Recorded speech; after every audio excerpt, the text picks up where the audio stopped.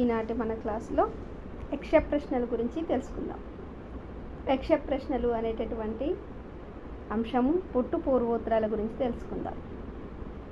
మహాభారతంలోనే అరణ్య పర్వంలో పాండవులు అరణ్యవాసంలో ఉంటారు. ఈ సమయంలో ఒక బ్రాహ్మణుడు వచ్చి తన అరిని లేడి యొక్క కొమ్ములలో చిక్కుకుంది, దాన్ని ఎలాగైనా తెచ్చివ్వండి అని చెప్పేసి పాండవుల్ని కోరుతాడు.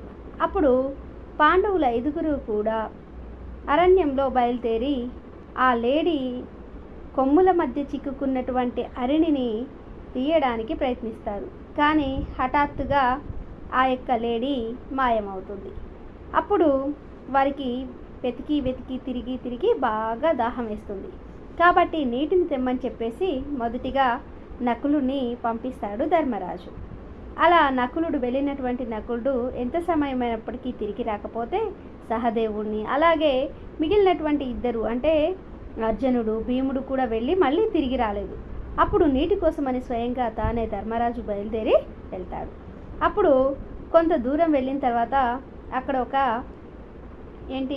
నది కనిపిస్తుంది. దాంట్లో నీరు తాగబోతే ఈ యొక్క నది నా అధీనంలో ఉంది, నువ్వు నేను అడిగినటువంటి ప్రశ్నలకి సమాధానం ఇచ్చినట్టయితే ఆ నీటిని తాగు అని చెప్పేసి, అది నా యొక్క ప్రశ్నలకి సమాధానం చెప్పలేకనే నీ 4 తమ్ములు కూడా ఈ స్థితికి చేరుకున్నారు అని చెప్పేసి చెప్తాడు ఆ యక్షుడు.